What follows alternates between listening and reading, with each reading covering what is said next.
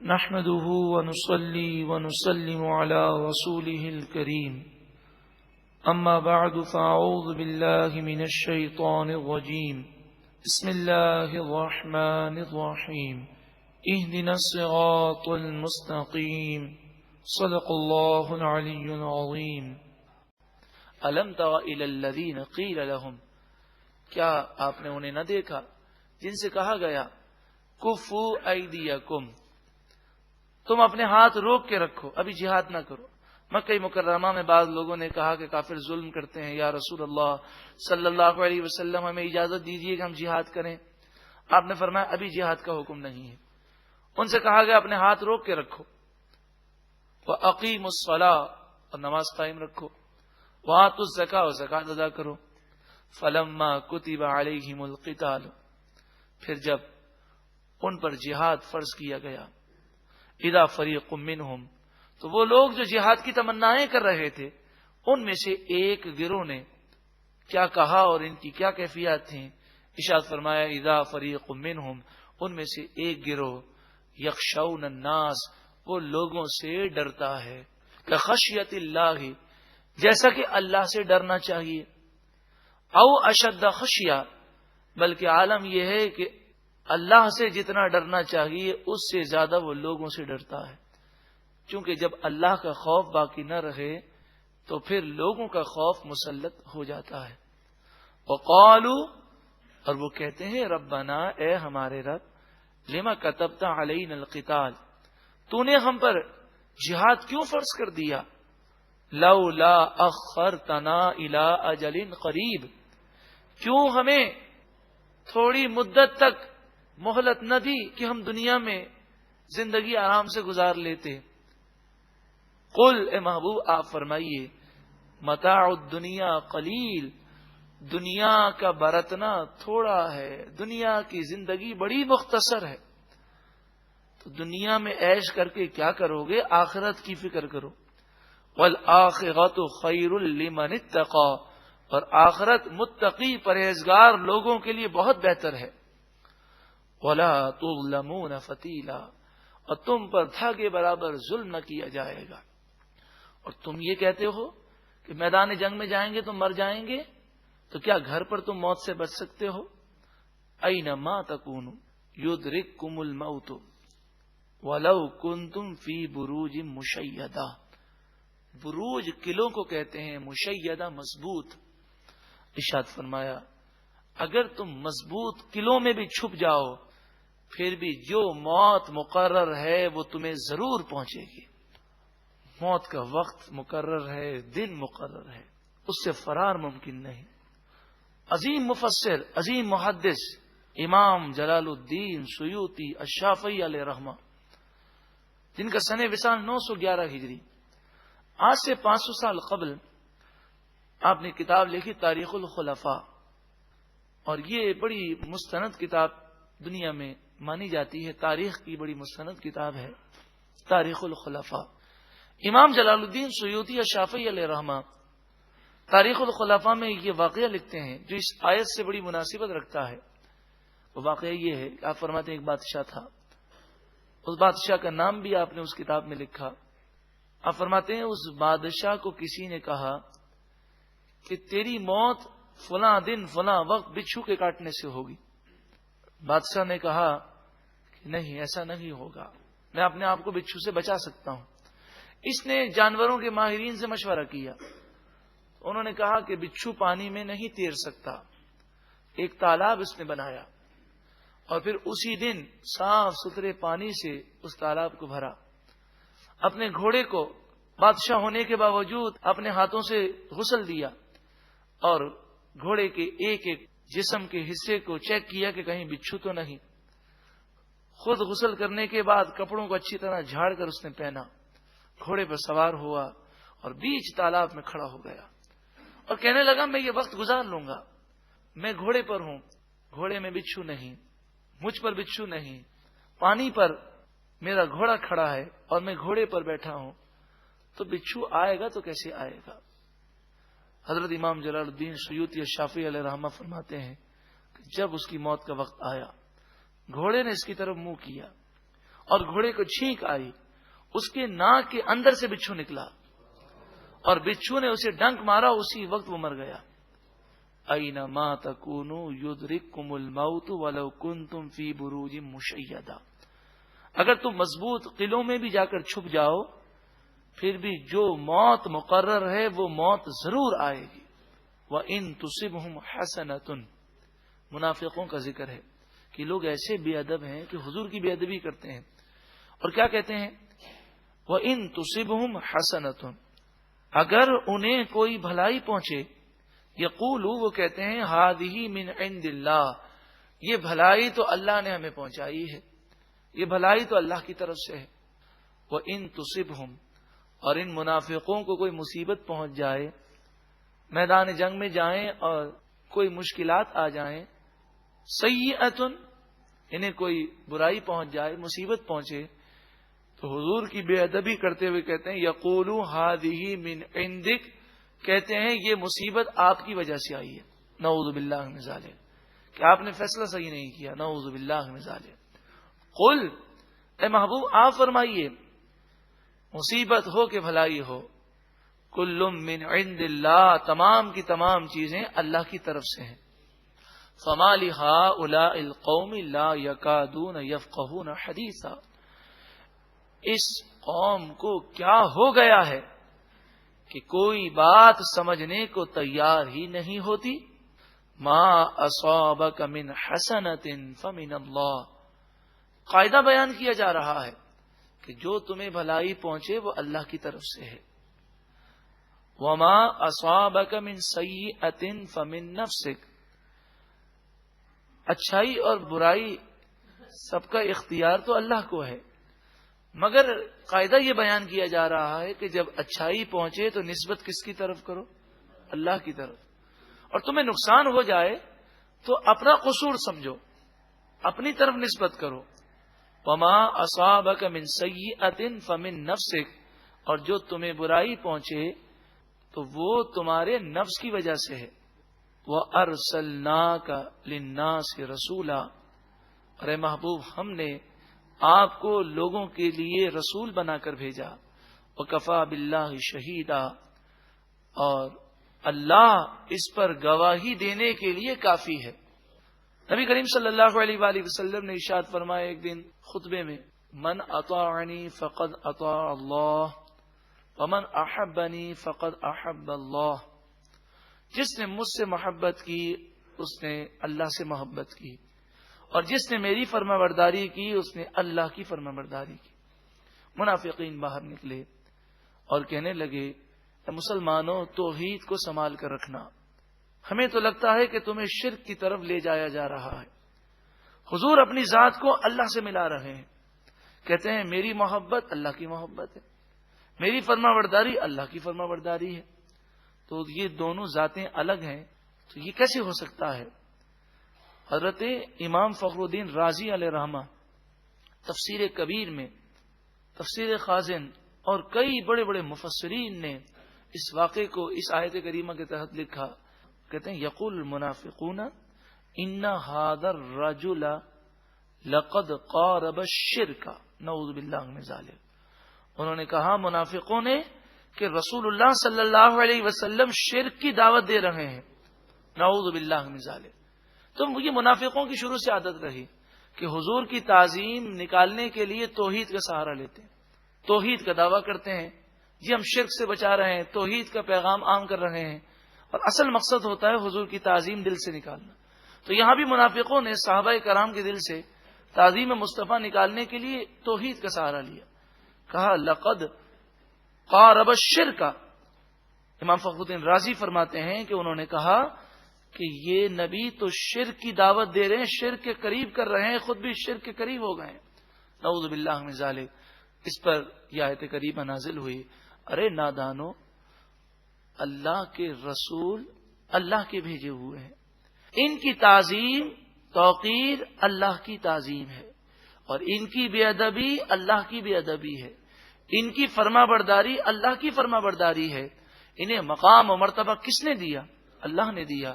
من یطع الرسول فقد اطاع اللہ، جس نے رسول کی اطاعت کی اس نے اللہ ہی کی اطاعت کی۔ اس کی مزید تفصیل جاننا چاہیں تو کتاب معیار ہدایت کا مطالعہ فرمائیے۔ ومن تولا، اور جو کوئی منہ پھیر لے، فما ارسلناک علیہم حفیظا، تو ہم نے آپ کو لوگوں پر نگہبان بنا کر نہ بھیجا، یعنی کل بروز قیامت آپ سے یہ نہ پوچھا جائے گا کہ یہ کافر کیوں ہوئے، ان کا عمل ان کے ساتھ ہے۔ وَيَقُولُونَ طَاعَةٌ، اور یہ کہتے ہیں کہ ہم نے آپ کی فرما برداری کی۔ فَإِذَا بَرَزُوا مِنْ عِنْدِكَ، پھر یہ منافق جب آپ کے پاس سے نکلتے ہیں، بَيَّتَ طَائِفَةٌ مِّنْهُمْ غَيْرَ الَّذِي تَقُولُ، تو منافقوں کا ایک گروہ جو باتیں آپ کے سامنے اس نے کہی تھیں اس سے ہٹ کر اسلام کے خلاف رات کو منصوبے بناتا ہے۔ وَاللَّهُ يَكْتُبُ مَا يُبَيِّتُونَ، اور اللہ لکھ رہا ہے جو وہ اسلام کے خلاف رات کو منصوبے بناتے ہیں۔ فَأَعْرِضْ عَنْهُمْ، ابھی آپ ان سے جہاد نہ کیجیے، فی الحال آپ ان سے اعراض کر لیں۔ وَتَوَكَّلْ عَلَى اللَّهِ، اور اللہ پر بھروسہ کریں۔ وَكَفَى بِاللَّهِ وَكِيلًا، اور اللہ مدد کرنے کے لیے کافی ہے۔ افلا يتدبرون القرآن، کیا وہ قرآن پاک میں غور نہیں کرتے؟ وَلَوْ كَانَ مِنْ عِنْدِ غَيْرِ اللَّهِ، قرآن مجید فقان حمید غور و فکر کی دعوت دے رہا ہے۔ اللہ کا ہم جتنا شکر ادا کریں، جتنا ہم سجدہ شکر ادا کریں کم ہے کہ اللہ تعالی نے کرم فرمایا اور ہمیں قرآن پاک میں غور و فکر کا جذبہ اللہ تعالی نے عطا فرمایا۔ افلا یتدبرون القرآن، کیا وہ قرآن پاک میں غور و فکر نہیں کرتے؟ وَلَوْ كَانَ مِنْ عِنْدِ غَيْرِ اللَّهِ، اگر یہ قرآن کسی اور کی طرف سے ہوتا، اللہ کے علاوہ کسی بشر نے کوئی کلام یہ بنایا ہوتا، لَوَجَدُوا فِيهِ اخْتِلَافًا كَثِيرًا، تو ضرور اس کلام میں وہ لوگ بہت زیادہ اختلاف پاتے۔ اللہ کا کلام اختلاف سے پاک ہے۔ وَإِذَا جَاءَهُمْ أَمْرٌ مِّنَ الْأَمْنِ أَوِ الْخَوْفِ أَذَاعُوا بِهِ، جب انہیں امن کی یا خوف کی کوئی بات معلوم ہوتی ہے تو وہ اس کا چرچا کر دیتے ہیں، اسے عام کر دیتے ہیں۔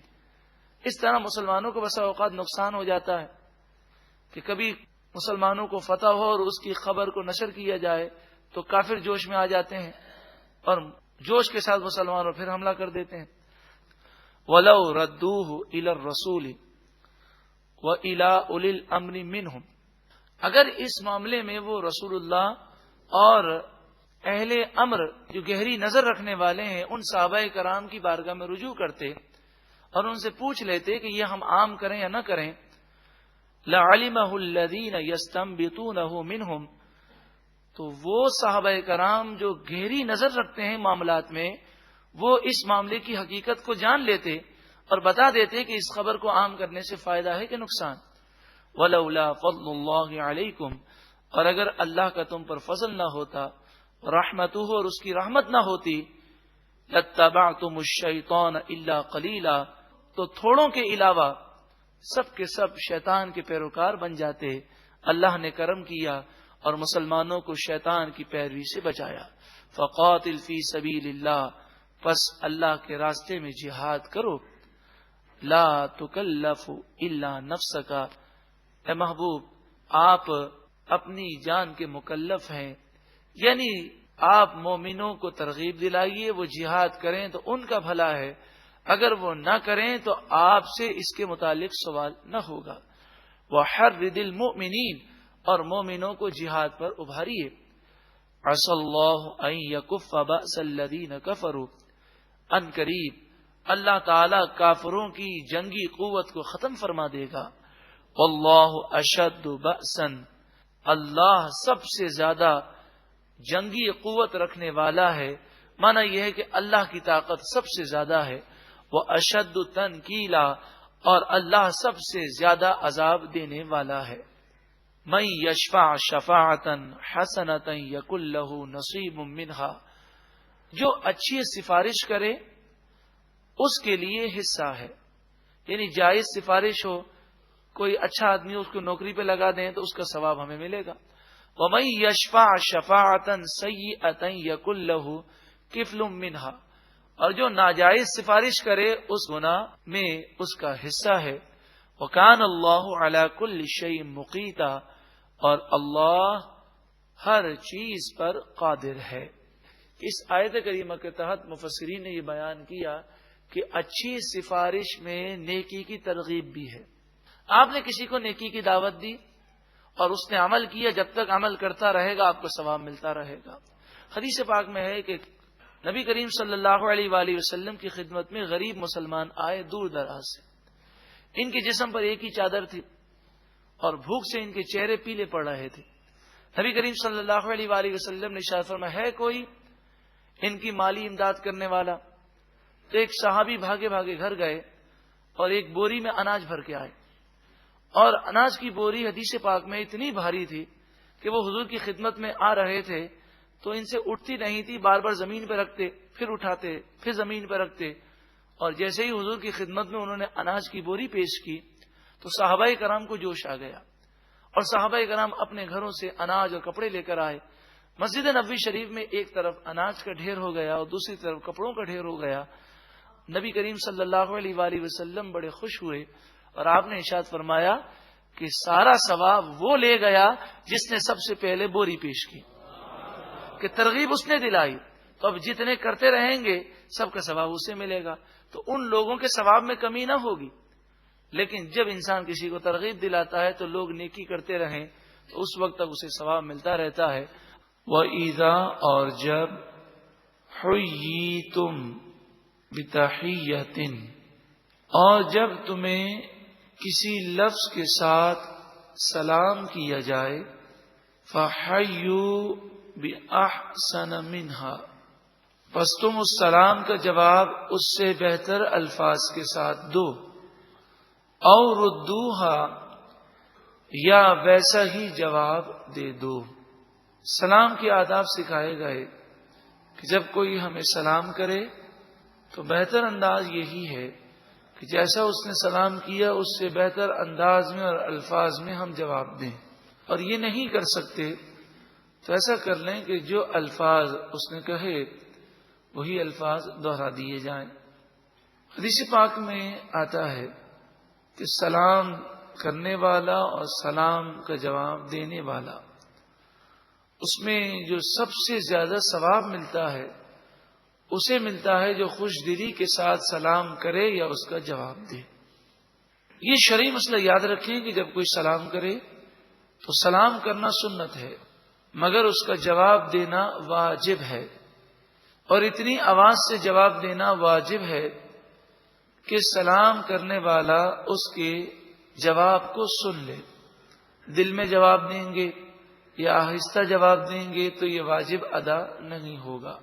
ہاں، جس کو سلام کیا گیا وہ قرآن مجید فرقان حمید کی تلاوت کر رہا ہے، کوئی ذکر کر رہا ہے، کھانا کھا رہا ہے یا وضو کر رہا ہے، تو ایسے شخص پر جواب دینا واجب نہیں.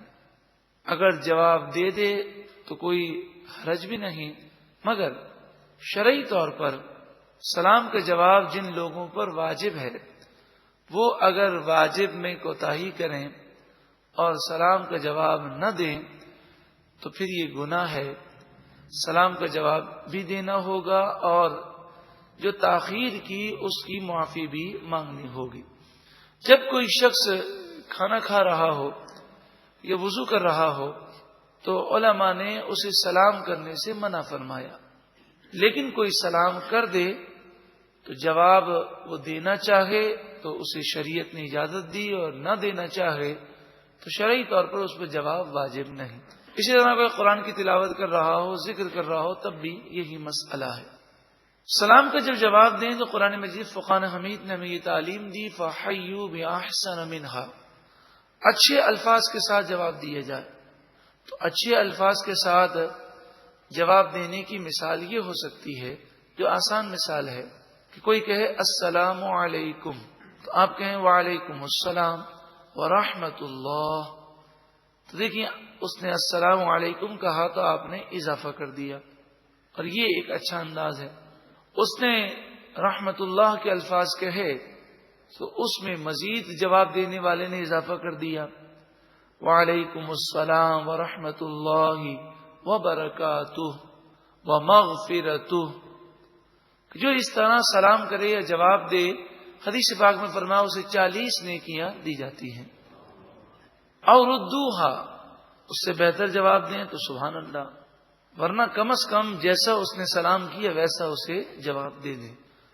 اور پھر جواب دینے کا اسٹائل اور انداز بھی ایسا ہونا چاہیے کہ جو دلوں کو خوش کرنے والا ہو۔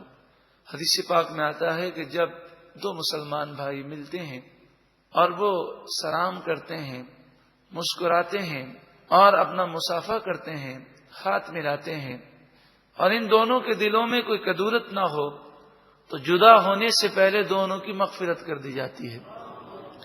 اللہ تعالی ہم سب کو عمل کرنے کی توفیق و سعادت عطا فرمائے۔ یہ بھی یاد رکھیں کہ سلام کا یہ نہیں کہ صبح ایک دفعہ سلام کر لیا اب سارے دن کے لیے کافی ہو۔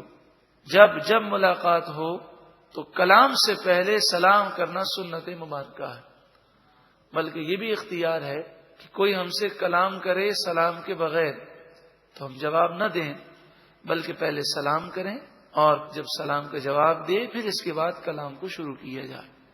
السلام علیکم یہ سلامتی کی دعا ہے، تم پر سلام ہو، تم پر سلامتی ہو۔ حضرت علامہ شاہ احمد نورانی علیہ رحمہ ایک بار آپ نے ارشاد فرمایا کہ آپ تبلیغ دین کے لیے مختلف ممالک میں جایا کرتے تھے، تو ایک انگریز ان کے سامنے آیا اور یہ اس نے اعتراض کیا کہ بڑا عجیب معاملہ ہے، جب آپ صبح ملتے ہیں تو کہتے ہیں السلام علیکم، شام کو ملتے ہیں تو السلام علیکم، یہ یکسانیت بہت زیادہ ہے۔ تھوڑا الفاظ چینج ہو تو ذرا ملنے میں اور گفتگو سننے میں لطف آتا ہے۔ ہم دیکھیں صبح ملتے ہیں تو گڈ مارننگ، شام کو ملیں تو گڈ ایوننگ، رات کو ملیں تو گڈ نائٹ، تو ہم تو مختلف الفاظ کہتے ہیں۔ تو آپ نے فرمایا کہ دیکھو بھائی، گڈ مارننگ کے معنی ہے صبح اچھی ہوئی۔ اب جس کی ماں کی لاش گھر پہ پڑی ہوئی ہو، یا جس کے باپ کی لاش پڑی ہو، یا جس کا بیٹا اسپتال میں ہو، اسے آپ کہیں صبح اچھی ہوئی، تو وہ اگر اس کے معنی کو سمجھتا ہے تو ضرور وہ کہے گا بڑی عجیب اچھی صبح ہے کہ میرا باپ تو بیمار ہے، میری ماں کی لاش پڑی ہوئی ہے، اور یہ کہتا ہے صبح اچھی ہوئی۔ لیکن ہمارے اسلام نے ہمیں بڑی پیاری تعلیم دی کہ جب بھی تم آپس میں ملو تو کہو اللہ کی تم پر سلامتی ہو۔ تو ہر حال میں ہر شخص سلامتی اور خیر کو چاہتا ہے، تو السلام علیکم یہ دعا ہے کہ اللہ تعالیٰ تمہیں سلامت رکھے، تم پر سلامتی ہو، تو ہر وقت ہم دعا کے محتاج ہیں۔ تو یہ بہت پیارا طریقہ اللہ تعالیٰ نے ہمیں سکھایا۔ ہمیں چاہیے کہ ہم غیروں کے طریقے پر چلنے کے بجائے اسی طریقے پر عمل کریں اور سلام کو عام کریں، کہ سلام کو عام کرنے سے محبتیں عام ہوتی ہیں۔ ان اللہ کان علی کل شیء حسیبا، بے شک اللہ تعالی ہر چیز کا حساب لینے والا ہے۔ جیسا سلام کرو گے، جیسی نیت ہے ویسا ثواب دیا جائے گا، اور وہ نیتوں کو بھی جانتا ہے، انداز کو بھی جانتا ہے، الفاظ کو بھی جانتا ہے۔ اللہ لا الہ الا ہو، اللہ کے سوا کوئی معبود نہیں۔ لَيَجْمَعَنَّكُمْ إِلَى يَوْمِ الْقِيَامَةِ، ضرور ضرور اللہ تعالیٰ تمہیں قیامت کے دن جمع فرمائے گا۔ لا ریب فیہ، اس قیامت کے دن میں کوئی شک نہیں، یہ دن ضرور آئے گا۔ وَمَنْ أَصْدَقُ مِنَ اللَّهِ حَدِيثًا، اور اللہ سے بڑھ کر کس کی بات سچی، سب سے سچا اللہ ہے۔